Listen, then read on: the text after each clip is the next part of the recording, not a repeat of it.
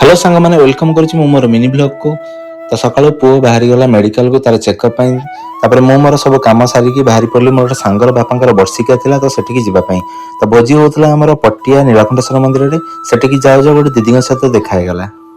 तापर सहित कथबार्ता है मंदिर भर को एंट्री कलु। मंदिर भर जाए बेढ़ा बुलाबुली कर सारापर भितर गलु। ये होती मो सांगर बापा बहुत खूब कम बयस से देहांत हो गला। भर को एंट्री कलु। भर गला बेलू पिला सब खाऊले से बहुत लेट भी होता आम पहुंचला बेलू।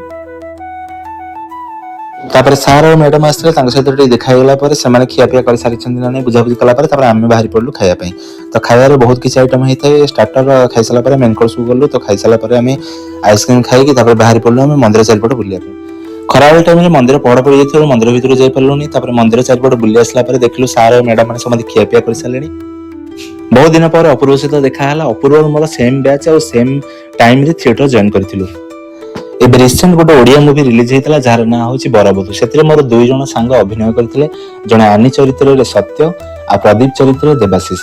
तो देवाशीष जे प्रदीप चरित्र अभिनय करता से शिवानी बॉयफ्रेंड होता। तो शिवानी गवर्नमेंट चाकरी आशारे आउ जन को बाहा राजी होता। तो से इनसीडेंट को आम मन पकई चिड़ाचिड़ी करूँ।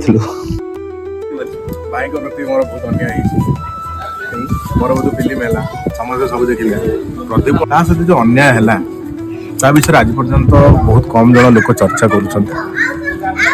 पर्सनाली एनी कैरेक्टर हिसाब से कहली मो भाई की जस्टिस दरकार। जस्टिस फॉर प्रदीप दियो। एते दिन पर जो देखा समस्ते फोटो उठिबनी केमिति आरंभ हो गला फोटो शूट समस्त आम जो भी जिते भी जाऊ आम टीम पिला सत्य ही सब फोटो उठाए। समस्त पाखे आईफोन किंतु फोटो सत्य ही उठाए। मोर किसी रिलेटिव और मो सांगर रिलेटिव सेम बोली आम से भोजरे ही जानिलु। तो से सहित किसी समय कथबार्ता है कि घर को पलि आसलु। रोची टाटा बाय बाय।